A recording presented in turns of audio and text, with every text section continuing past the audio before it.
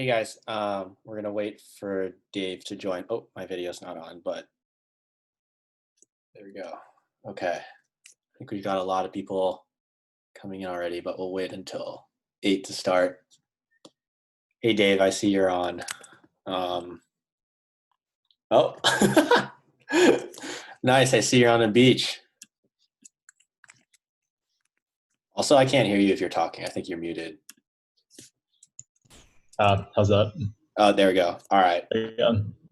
Testing out the virtual backgrounds. Usually don't use them for work, so I might as well do some exploring.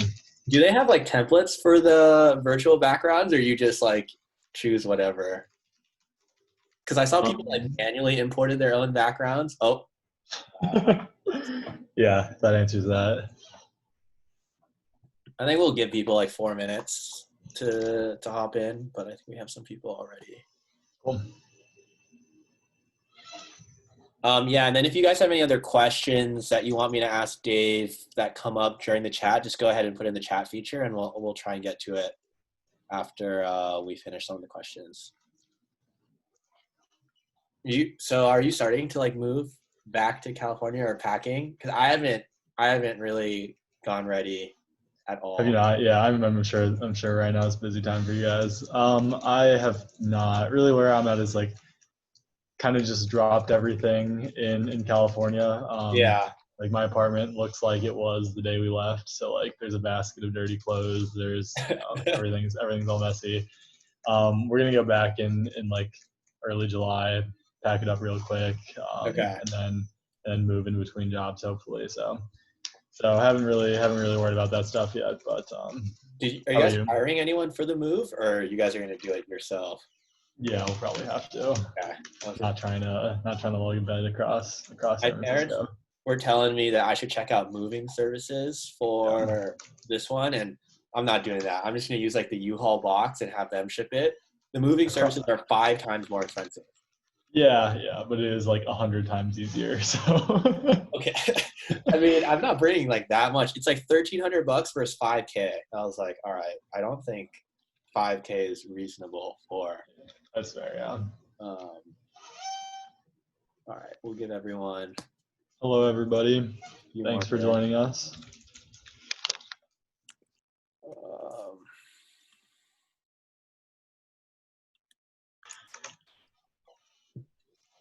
Yeah, I mean, I have a bunch of boxes now that I need to pack, but it's been busy.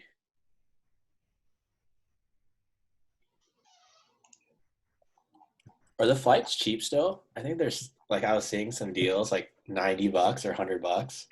Yeah, I think so. I'm not paying more than that. So if there's anything that comes out of it, cheap flights to and from. There was a moment where we almost like drove 24 hours from California to Nebraska, and I'm glad we didn't do that. For the safety, like yeah, okay. Yeah.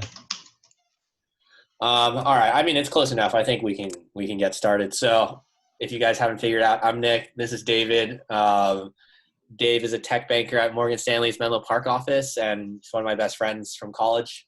Thanks for hopping on the call, Dave. And I thought we could just start off by like having you give a little bit of your background, where you're from, what you were up to in college, and then kind of like where you are today. Yeah. Thanks for having me, and again, thanks everyone for joining. So as Nick mentioned, right now I'm at Morgan Stanley in their Menlo Park Tech Banking Group. I'm originally from Nebraska. I studied economics at UChicago. Played tennis with Nick on the tennis team, so we were doubles partners there. What he's doing with what he is super exciting. So glad you guys have kind of been a part of it and part of the founding cohort of students on the platform. It's really cool, and glad you guys have taken the opportunity to join us today. Cool. And as you mentioned, like we were doubles partners and teammates on campus, but what were some of the other things you did in school? Like what clubs besides the tennis team or research did you do? Yeah, so tennis took up a lot of time in college, as you guys might expect. It was, during the season, it was probably like 6 a.m. wake up, go to practice, spend a good bit of time there, go to classes, travel on the weekend. So So that was like the biggest part of my college experience. Beyond that, as I mentioned, I studied economics. Did a sort of like professional program at Chicago Booth called Dugan Scholars, and then did some tax accounting research at Booth, and then TA'd for a couple grad classes. So got a good diversity experience. I think they're all very different, and I think all have been pretty valuable. Pretty I've enjoyed them all.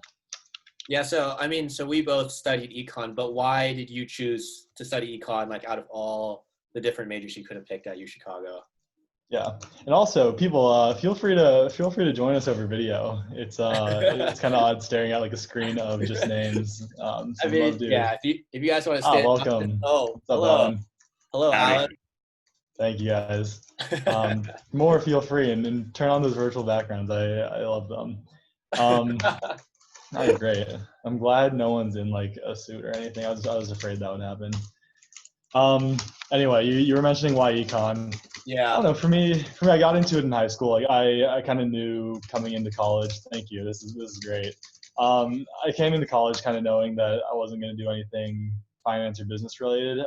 U Chicago doesn't have that sort of thing. So like a common thing I hear from candidates or from students is that like my school doesn't have a business degree or a business school.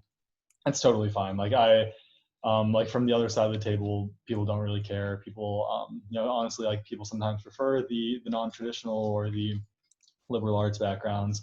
So going into U Chicago, I knew that was going to be the case, but I did know that econ was going to be interesting to me for a couple of reasons. I'd studied it in high school and therefore like felt really comfortable with the material. I think I did feel comfortable with the material because I don't know. I guess like similar to why I enjoy finance now. It's not like sciences or it's not like it's not like engineering where like I could open an engineering textbook and not understand a single word in there, right? I think in econ and in finance, like a lot of things are intuitive because they are like around you every day and they're kind of it lives and breathes in the decisions you make every day. So like in finance, like the stuff you learn or the concepts you use are pretty intuitive. Like there's no, we name everything pretty simply. They're like concepts. Once you kind of get the foundation and sort of have the groundwork to solve problems within finance, like things kind of fall into place and everything kind of fits together well. So I think to me, econ was that, and also it was just like the major. It was UChicago econ is kind of the major everyone did. So that's my cop out answer. It was just the thing to do.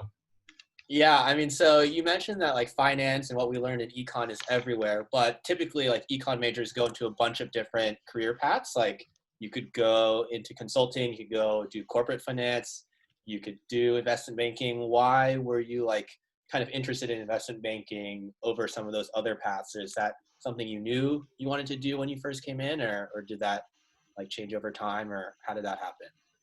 Yeah, not at all. So I came into school not at all knowing what I wanted to do, not at all knowing what investment banking was. Like, frankly, and again, like I talked to a lot of people, like a lot of kids, like people on the call, who are either figuring out what they want to do or think they want to do banking but aren't sure. Like, inspiration can come from anywhere, and it's totally fine to be like 100% transparent when you do have conversations with interviewers and stuff about like where you got the interest to do investment banking. Like what I tell people is honestly my first year preseason on the tennis team, like a bunch of seniors, they just finished up their summer internships at Credit Suisse or Deutsche Bank or whatever, and they were just telling me about how cool of an experience they had and how being an athlete and being having the experiences that I will have had on campus will make you well prepared for investment banking or finance. And I thought that was something that could be a good fit for me. So I kind of set the sails to that pretty early on. But yeah, inspiration can come from anywhere. You don't have to come up with a story that's something like, I was just like, I've literally heard the words, invest. It's not something you're born for sure. So like, whether it's from mentors or from reading in the news, like wherever you get your inspiration is totally fine. I think like the best answers or the best, the best guidance I can give is just like be totally honest with it. Cool.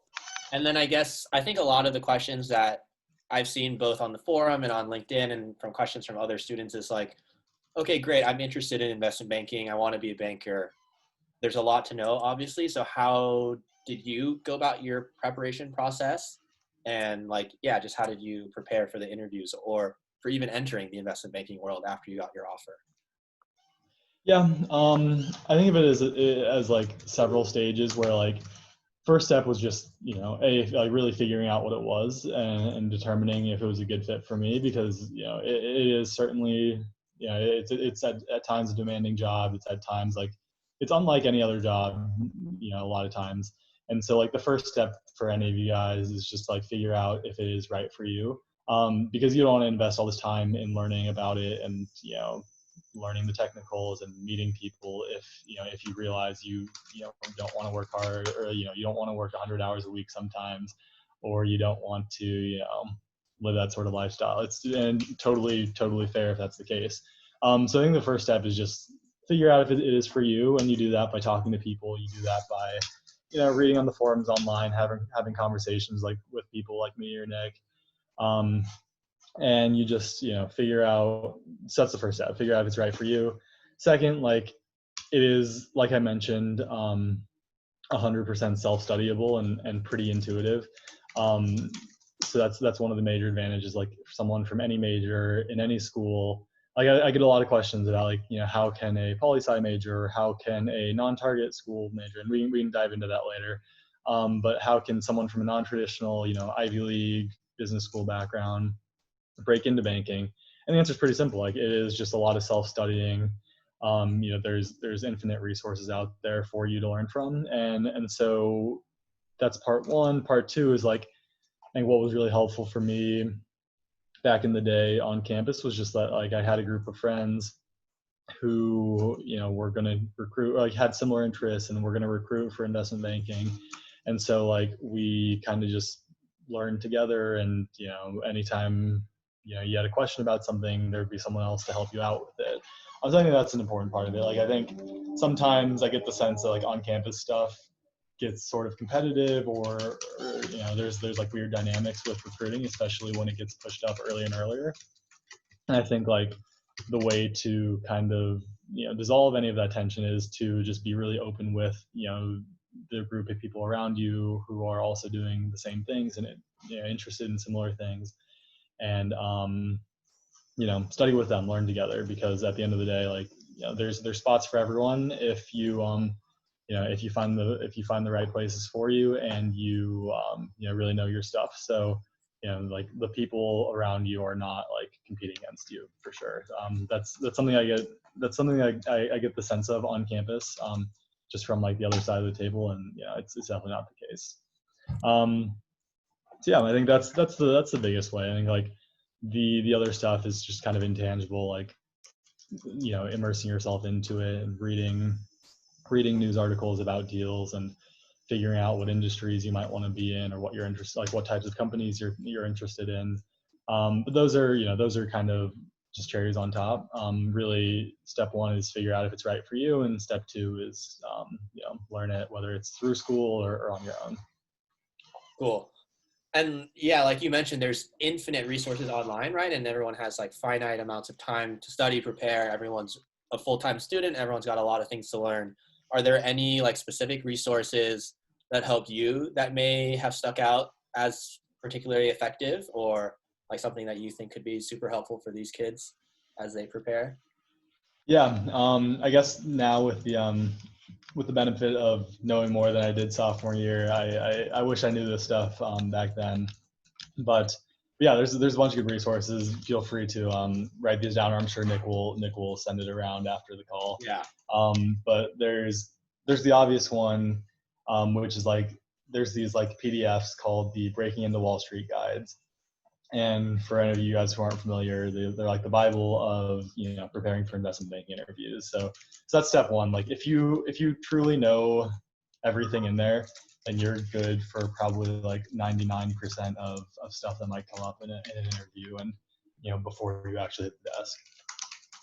Step two is like reading the news, and I wish I did this more in college, but like it kind of gets lost in the grind of schoolwork and social stuff. But like staying up to date on Wall Street Journal, and if you have like I'm in tech, so if there's all sorts of tech specific resources. If I had kept up to date with those more, like I would have hit the desk with just years of more context and years of extra preparation, basically for the types of stuff I'm doing. Third is podcasts. I think like they're again more useful than I thought in college. They're kind of the way you learn after college, frankly. When you're driving or when you're working, you kind of just throw one on and you multitask. And there's ones about deals, and there's ones about the world, and there's you can learn about an infinite number of things and just learn from different people's perspective that way.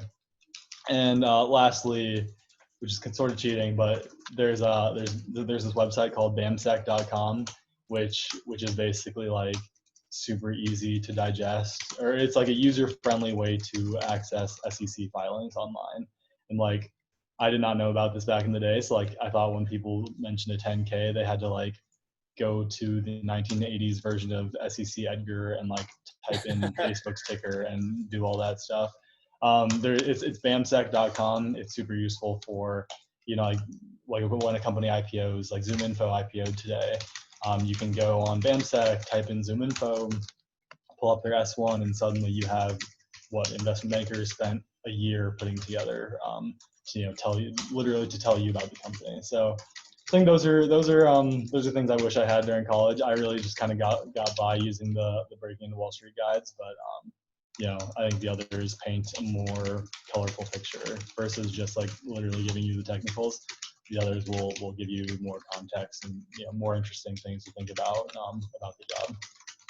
Dave is just plugging the S1s because he worked on them and he wants you to read his work. But no, okay. So I think we're getting some like questions about some specificity. So you mentioned that you're in tech and like you read tech specific things. For me, like personally for tech, I follow Stratechery. This is like just a free plug. His name is Ben Thompson. He writes Stratechery. He writes about tech. He's amazing. It's like paid content. So I think it's like $100 a year, but it's totally worth it in my opinion. There's nothing like it out there. You get 3 or 4 daily emails a week just about the tech topics going on. But is there anything else that like you really read in the tech industry? And I guess we can cover podcasts as well, because someone else was asking about podcasts in particular. Yeah. So again, I'm sure there's stuff for every industry. Within tech specifically, like I guess it is interesting because like all the news sources I read are sort of, I feel like they're tech leaning. Like even the Wall Street Journal, which should cover everything, I feel like there's tech deals in the news every day. So I think like any resource you read is better than what I did, which was nothing.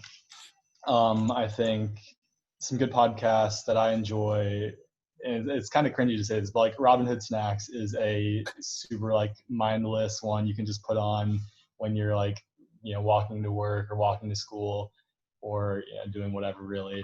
And it is actually a decent overview of the market, and it's like some sort of non-traditional stories from the day. The Journal is a Wall Street Journal podcast which covers good stuff. And then like Nick said, Stratechery, if you guys don't know about it, you definitely should check it out. It's probably the best business tech analysis out there. Yeah, cool. Okay, great. So you mentioned all these different ways to kind of like prepare for interviews, but like, so let's say that you get your first round interview or your second round interview. What are some of the banks looking for when they evaluate you as a candidate? Because if you guys don't know, there's different types of interviews. There's like technical interviews, fit interviews, etc. So what are they kind of looking at just being in their shoes now when someone comes in for an interview?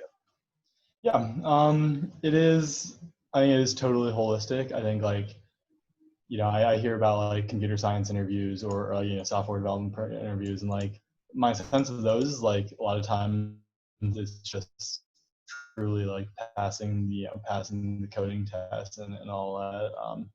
I we look at everything from school to GPA and interests and hobbies, and it's because of the nature of the work. I think like I guess using software development as a foil, like there you could truly do all your work, or at least my impression of it is that you could truly do all of it pretty solo, and you could be like you can be an outstanding software developer totally solo.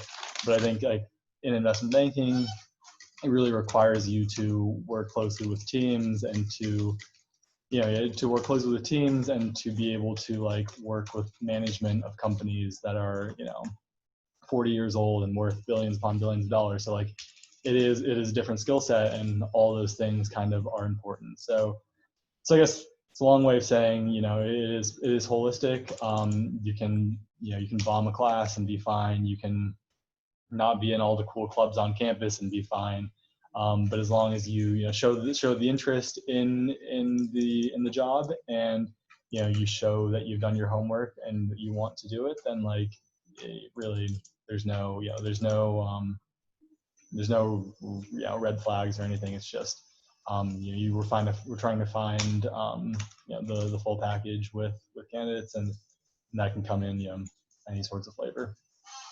Right. So you say like show that you did your research and you're interested. Like for a lot of software engineers, they have like their own websites that they put their projects on. Obviously, that's not very common for banking. So how do you show that you did your work? Like, does networking like really matter for the recruitment? And like, should students network hard, or is that not important? Or how does that play into the whole getting selected for an interview process? Yeah. So I'll cover that. So networking is definitely important. I'll cover that in a second. I think like other ways you can show your interest are, I don't know, there's case competitions. I think like those are a lot of work, and like I understand that during school, like that's probably the last thing you want to do.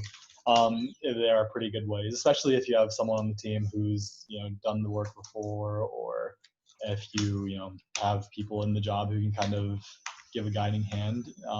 They're a great way to like going back all the way to the first thing I said, like figure out if it's the right thing for you, and show you're interested. Like a lot of times they'll lead directly to first round interviews.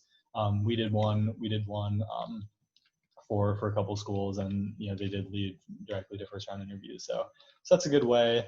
Clubs on campus, all that good stuff. But I think you're right. Like the number one thing, I guess, directly related to the interview process is networking, and it is like this big, painful, scary thing that people talk about and that people sometimes do. But what it really entails is like reaching out to alumni from your school and talking to them about the job, and asking them questions and getting their perspectives on things. And then once you get comfortable with that, like feel free to cold reach out to anyone else. Really, like literally anyone else, maybe minus like MDs and VPs in the bank.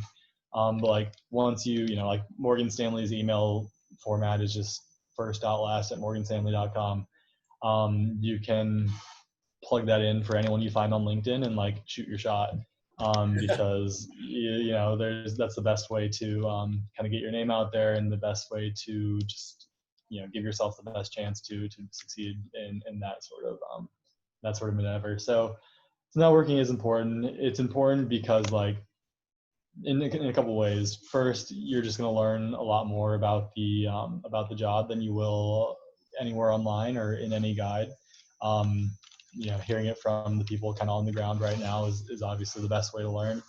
But B, I'm sure you guys know, but like a lot of times they rely on the analysts for the resume screens and for just to choose first round candidates, because we're right out of school. So like we know which clubs are cool. We know what classes are hard, etc. So if you've talked to an analyst in the group, they might say, hey, I really liked talking to Victor, and so Victor should deserve a first round interview. That's kind of how it works, and like it's how it works because we know that people did that for us. So like we are obviously willing to pass it downward, and it kind of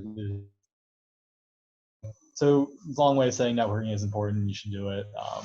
And yeah. And so we'll try and get to most of these other questions, but just a quick one related. So do you recommend Lots of LinkedIn? questions. Yeah, Hello, we'll get to everybody. those at the end, but do you recommend like LinkedIn or email in terms of networking? Oh, email. You don't check or like the email kind of becomes your life. I like would rather text my friends over email sometimes than have my phone, because it's just you're in front of a screen all day, and you might as well just have them all from one place. So I hardly ever reply to the LinkedIn stuff. I yeah I don't use that much. So whenever you have the email format, just type in david.lu at whatever and do that way. You just Oh, and need also another thing, like when you more. reach out, always attach your resume. It's just like, for some reason there was like this age old debate when I was going through it about if you should or not in your first email. It just kind of saves cycle if you don't do it, or if you do it.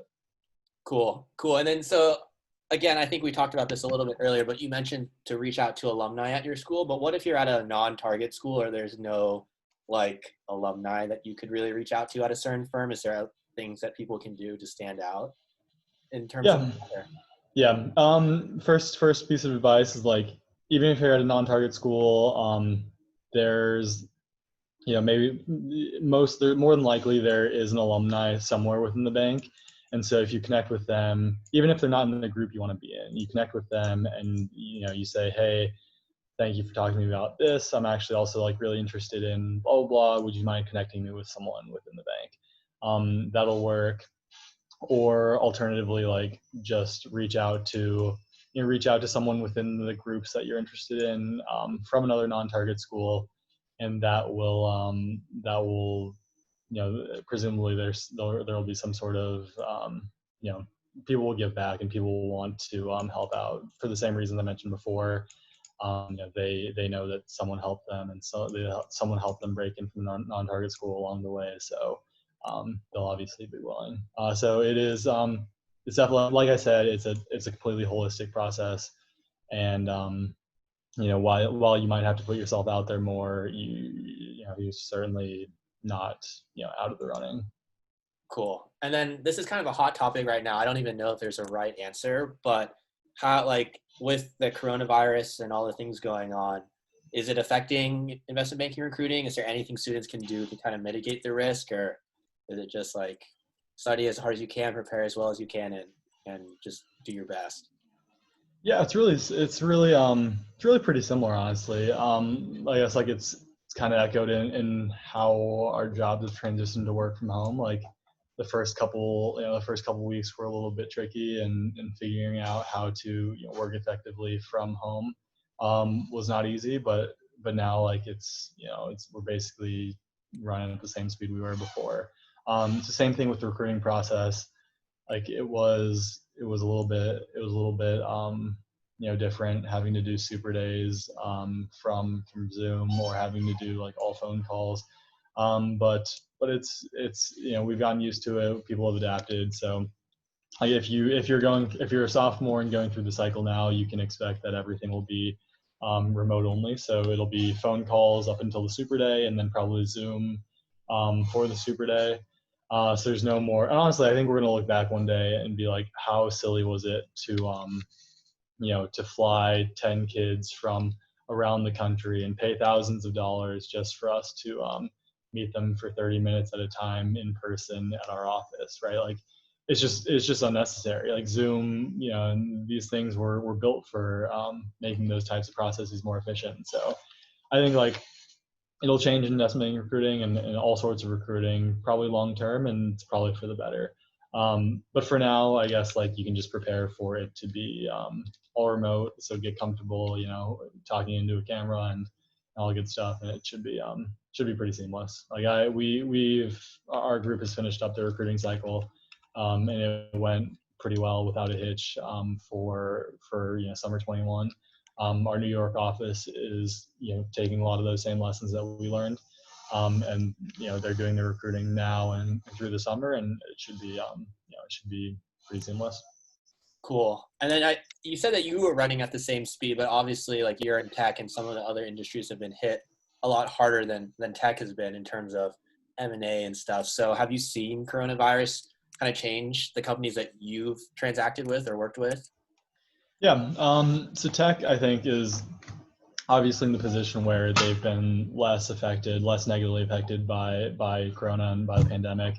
Um, yeah, like just like every other industry, like retail, like energy and whatnot, we are, and the companies we are working with are adjusting to a new normal. That's like it's caused a lot of our clients and CEOs and boardrooms to ask like serious questions about the future of their organizations.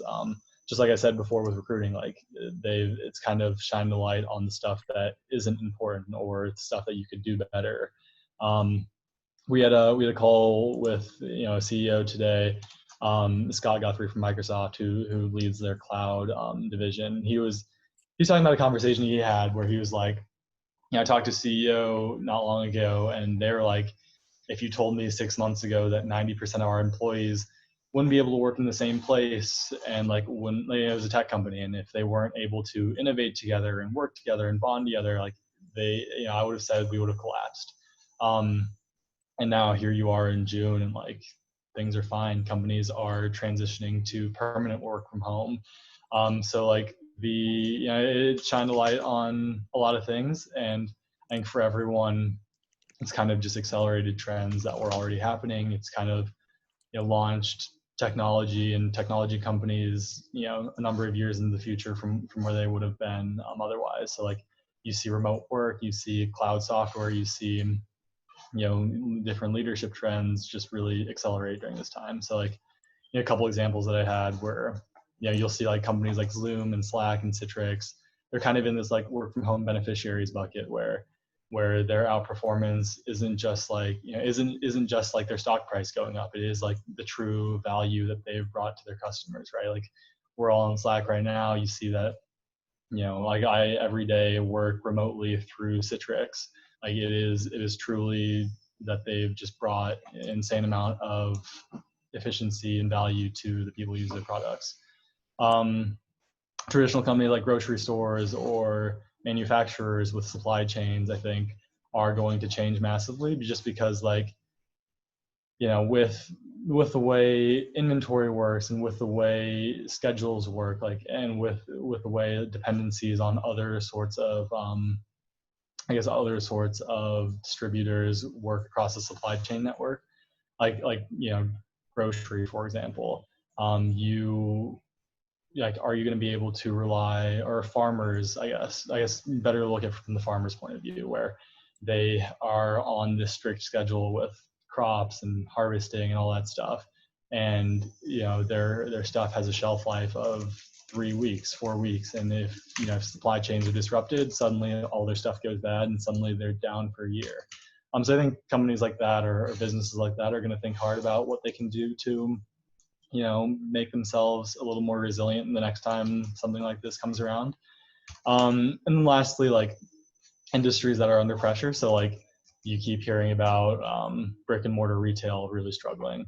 I think like they are going to have to do a lot more investment to kind of adapt to this new normal. Recessions tend to force survivors to move faster because echoing everything I've said so far, like they realize having 1,000 brick and mortar stores and no e-commerce presence is just not sustainable. So any inefficiencies kind of get thrown out the window, and if you're going to survive, it's within the boundaries of this new normal. So I think those are some of the ways that I've noticed companies change and industries change. So hopefully that's helpful. That was a long spiel. Yeah, cool. No, I think it went into a bunch of the different effects of coronavirus. And so I guess more general questions about the job. So I've had a lot of conversations and I've seen a lot of people that say they want to be investment bankers, but I think unless you've really talked to a lot of people in the industry, the actual job is kind of misunderstood in terms of what you're doing day to day. And so obviously everyone says like day to days are different, but is there any one thing that you spend like most of your time on? Is it like the modeling, the pitch decks, pitch meetings or any or all of the above? Did it freeze? Love, and I think like one is that it is really unpredictable. Like you're probably gonna, in any given day, you're gonna do all those things. Like to me, I think those things which are like, the actual, numbers and letters that I'm typing into my keyboard, like those are kind of secondary to the job. The main parts of the job that I'm going to remember, that I'm going to take away from it, are like the really unique experiences that you get as a 22, 23-year-old. Because like, there's just not many other jobs where you're constantly interacting with like C-suite executives, and like there's not many other jobs where you're forced to step into roles that are probably like 4 or 5 years more senior to where you should be. And it's just like the demand. It's like it's partly the demanding nature of the job. It's partly that we just work with really cool companies all the time. And so like you as an analyst get to be a part of that. And I think that's really cool. Like for example, in February, we had a deal going on, and we were working with this $100 billion tech client. And there was a meeting where I got the opportunity to model live in front of the CEO and CFO of the company. So like they would, ask you how many. So you have to build a model, and that's again what I said, like the sort of secondary part of the job where you're just typing numbers into a keyboard.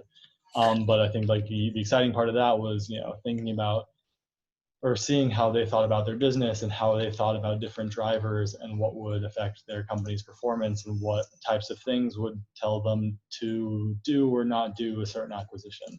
So I think those are the types of stuff that I'll take away from the job, and I think I think why it is such a compelling proposition for people like yourself. Not to mention being able to handle the pressure of live modeling in front of a CFO or CEO. Yeah, good stuff. That's tough. I saw a question in the chat that I think might be just relevant to that last answer. So you say it's just like easy as typing numbers into a keyboard. It's a little bit more complicated than that. So like, what are some of like the technical skills that you might need to know like before? Because obviously you're going to get trained, you're going to get better, right? And like you can answer technicals out loud in an interview, but like what are some of like the skills that you might want to have before like entering your internship or your full-time offer, right? Because you don't want to choke a live model in front of someone that important. Yeah, I guess like this sounds like just a recruiting specific question. What sorts of things do I need to know for the interview and then for the job? I think like again, once you know those breaking the Wall Street guides, you're set on 99% of those things. Within those guides are accounting, value. It's really just accounting and valuation. Within those, like there's a lot of complexities. But like if you are comfortable with, people call accounting like the language of business. It's kind of cringy, but I guess that's what it is, because that's how companies tell you how they're doing, and it's how you analyze companies. So that's step one, and then step two is analyzing the company's accounting. You do that through valuation. So there's DCF and there's comps and there's precedents and all that good stuff. You'll learn that on your own through the guides or online.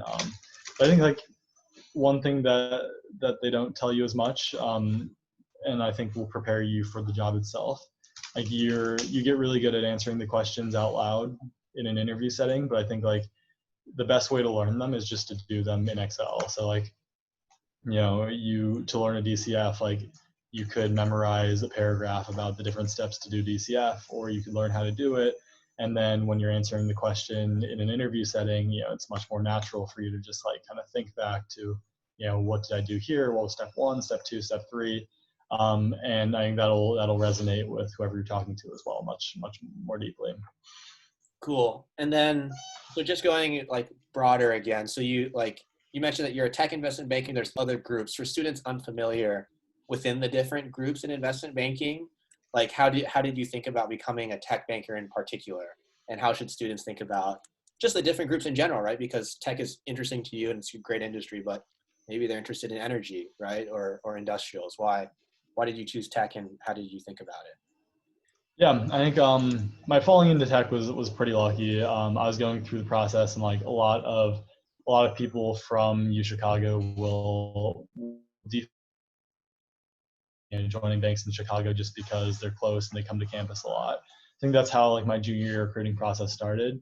It was really like one morning when it was nearly done, had a couple offers in hand and like was pretty close to choosing something in New York, when a friend sort of like let me know of the San Francisco process going on at Green Hill. And so like I got into that process, kind of learned a lot more about what investment banking in tech and on the West Coast would be like. Figured like that would fit my interests a lot better than anything else would that I'd learned about to that point. So super lucky. I would encourage you guys to first talk to people from all over. Like the best way to get that perspective is to talk to someone from San Francisco, and then to talk to someone from the energy group, and to talk to people from New York, because without that, like it's kind of just reading Wall Street Oasis.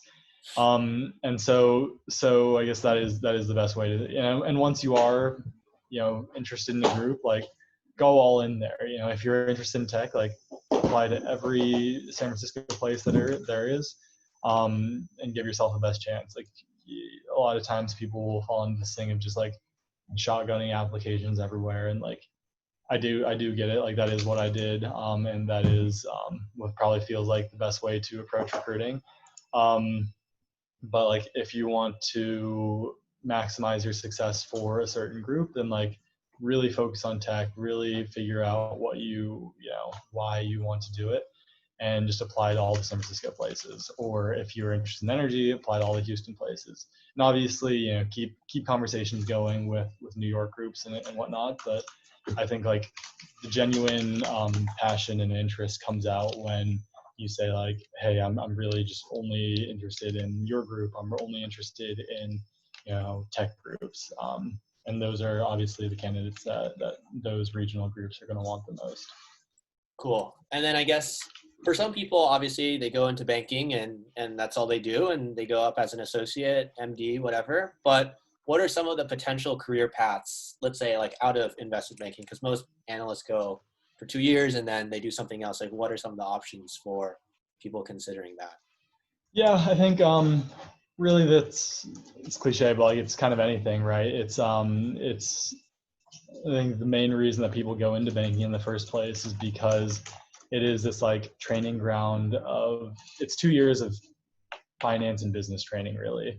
And for me, that was perfect because, like I mentioned, I came from a non-business school. And so I wanted this like crash course in everything I could learn in 2 years to have a career in finance or business.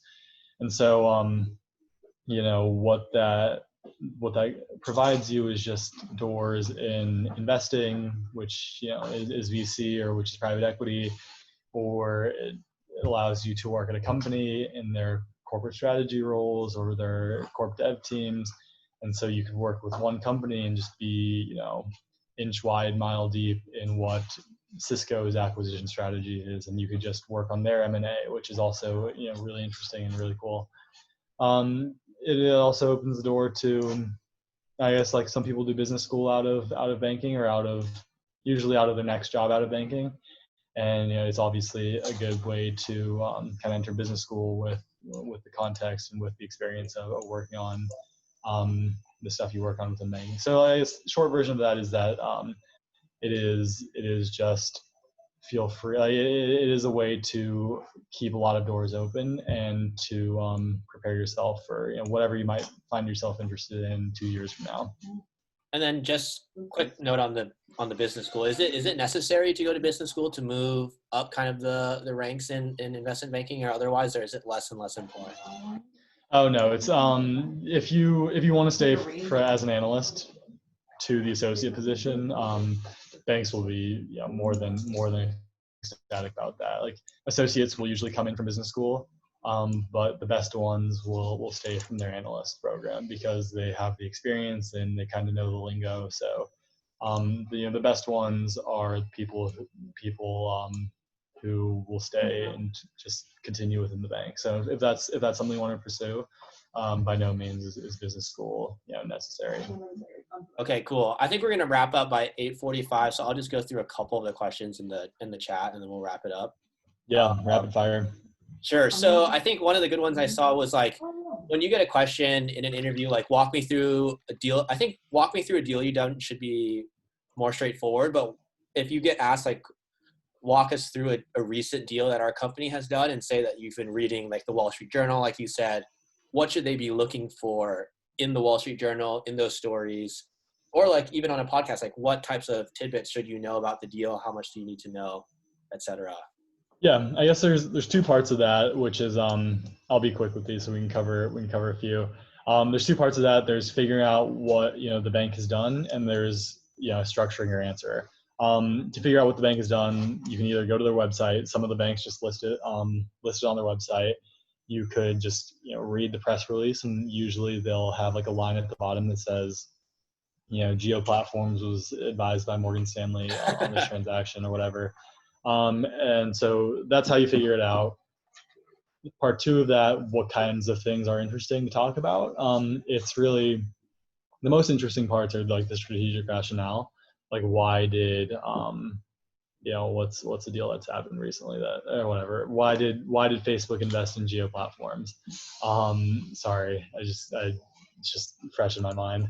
But why did Facebook invest in Geo Platforms? Like what about Indian telecom and Indian digital and Indian internet was interesting to them?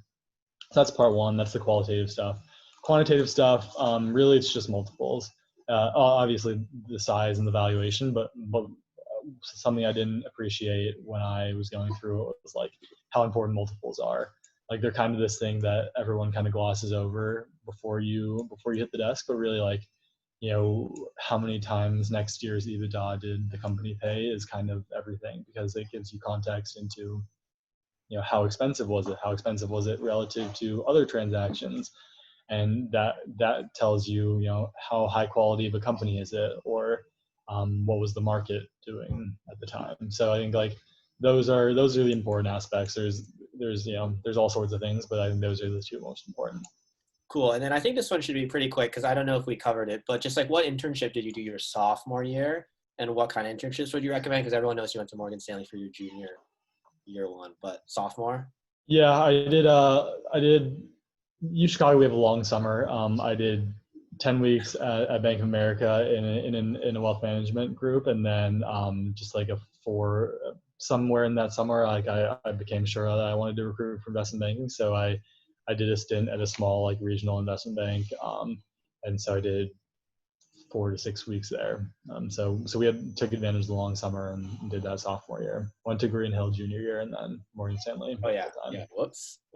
And then I guess any advice for converting a virtual internship to a full-time offer? I know some banks are just doing return offers for everyone, but it's a good question. That's something we're thinking about now too. Really, like, I don't know, show up on time, have a good webcam.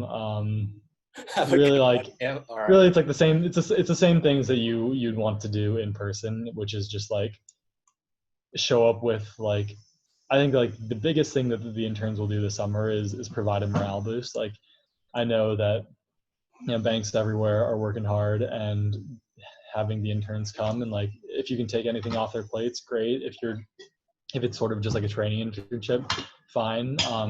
Come in with a great attitude, and that's 90% of the game. Work hard and have a great attitude. All right, last one. Favorite quarantine activity and why? I've been raising chickens. My family, the farming example I had earlier. You guys may have read about this, but like farmers everywhere are having trouble like getting rid of their livestock. So friend of a friend got in touch with a farmer. They offered us just a bunch of chickens, and so we were like, yes, and we bought a coop and all that. Sadly, the deal fell through, but we ended up buying like baby chicks instead. So now we have a bunch of baby chicks in a box in the house, and so we've been raising chickens, and that's been the quarantine highlight. It hasn't been like the first 2 days were great because they were still cute and didn't like bother me that much, but now they're like kind of smelly, kind of messy. So we'll see how long it stays my favorite activity, but that's the most notable one. All right, Dave the farmer. I think that's all the time we have. Well, thanks, Dave, Yeah. for hopping on the call, and for everyone else for participating. So we'll send a written summary kind of some of the topics we talked about, and links to things that we mentioned in here. But yeah, thanks everyone for coming on. Thanks, Dave. Hope to see you guys soon. Yeah, thank you guys. Thanks for having me. Thanks for joining. All right, see you guys.